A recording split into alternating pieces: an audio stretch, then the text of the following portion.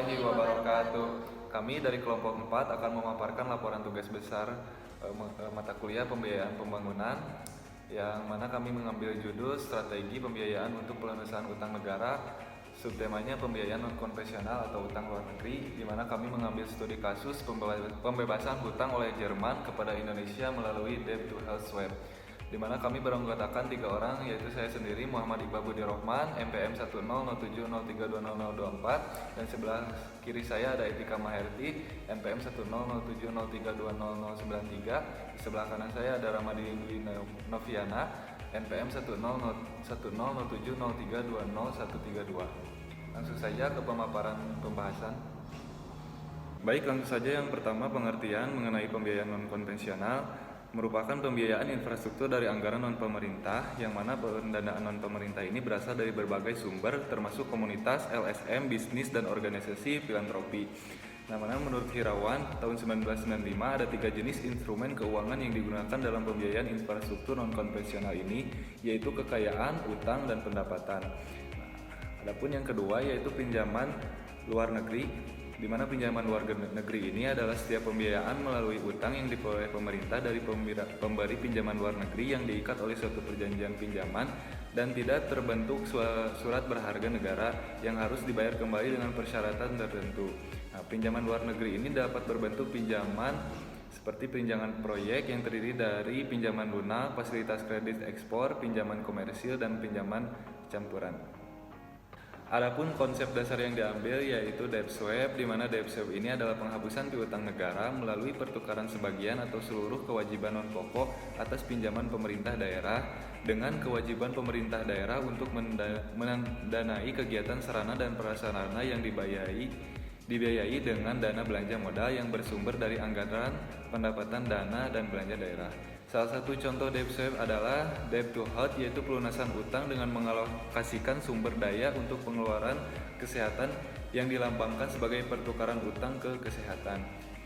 Adapun Global Fund adalah sebuah kemitraan multilateral di bawah PBB yang mengelola dana internasional untuk penanggulangan penyakit HIV atau AIDS, TBC, dan malaria, di mana Global Fund ini berperan dalam upaya pencegahan, pengendalian penyakit, dan penguatan sistem kesehatan Indonesia.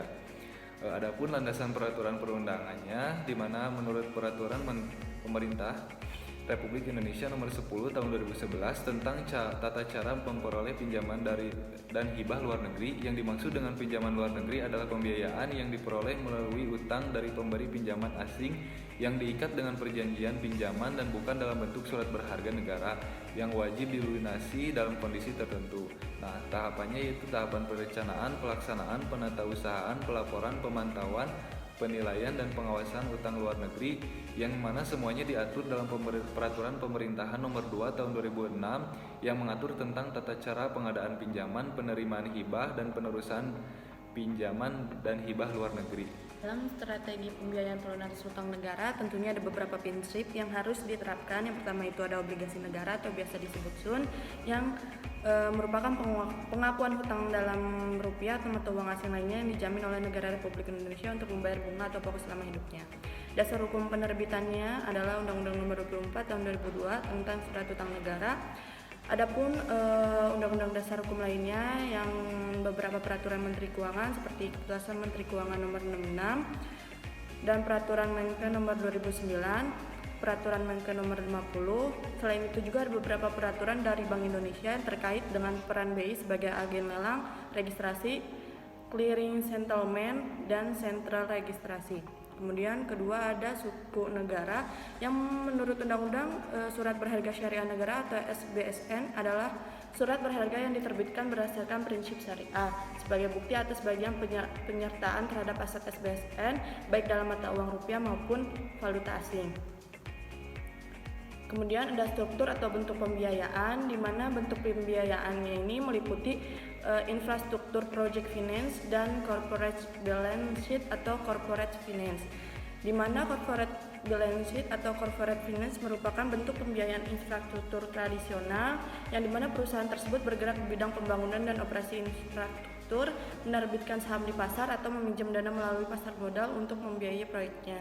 Kemudian ada infrastruktur project finance, merupakan pembiayaan infrastruktur di mana perusahaan yang akan melaksanakan proyek atau bertindak sebagai perusahaan sponsor menciptakan entitas unik yang akan berfungsi sebagai alat untuk melaksanakan proyek yang akan dibangun. Nah, jenis pembiayaan ini disebut dengan special purpose vehicle atau SPV. Kemudian ada model pembiayaannya yang meliputi pertama overlapping generation yang menunjukkan bagaimana beban pinjaman dapat didistribusikan lintas generasi. Yang kedua model neoklasik yang tidak menunjukkan bahwa perubahan dalam keputusan ekonomi berdampak pada mereka yang menanggung beban pinjaman dan bahwa keputusan tersebut dapat dipengaruhi oleh kepinjaman pemerintah.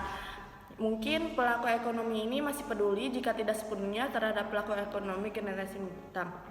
Yang ketiga ada model Richardian yang ketika pemerintah meminjam, para anggota dari generasi tua menyadari bahwa keturunannya akan semakin buruk. Kemudian kenaikan pajak di masa yang akan datang akan dikompensasi secara penuh dalam pengurangan tingkat konsumsi dan peningkatan tabungan di masa sekarang. Nah, model ini serupa dengan model neoklasik. Selanjutnya yaitu ada permasalahan yang sering muncul dalam topik strategi pembiayaan penyelesaian utang negara. Di mana pengelolaan utang yang lalai dapat menimbulkan ancaman serius terhadap keuangan publik. Lalu ada juga resiko global, di mana resiko ini berupa peningkatan kapasitas untuk membayar akibat perlambatan ekonomi di pasar negara.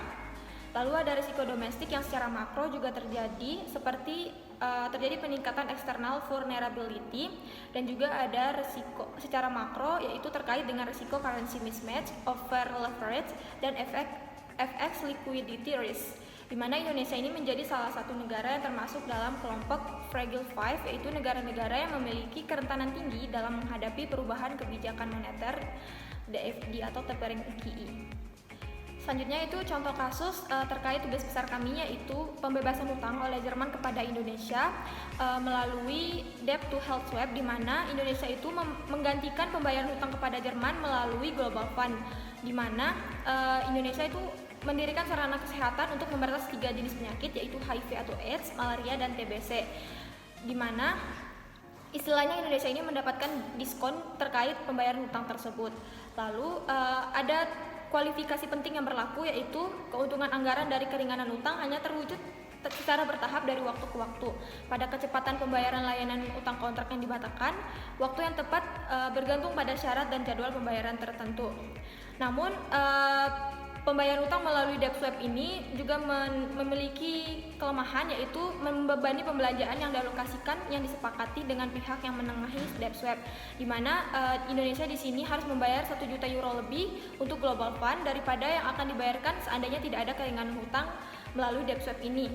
Lalu juga terdapat 2 masalah lainnya, 2 masalah fiskal yang berbeda, yaitu jika tidak dinegosiasikan berdasarkan NPV dari utang yang dibatalkan, bagian dari nilai mitra yang akan dibelanjakan untuk item yang dialokasikan tidak diketahui secara pasti, dan juga pemerintah penerima mungkin akan mentransfer lebih banyak sumber daya fiskal daripada yang seharusnya, dan juga masalah ketidakkonsistenan waktu muncul ketika pengeluaran dialokasikan didahulukan. Mungkin cukup sekian dari kelompok kami. Maaf apabila ada kekurangan maupun kesalahan. Billahi taufiq wal hidayah. Wassalamualaikum warahmatullahi wabarakatuh.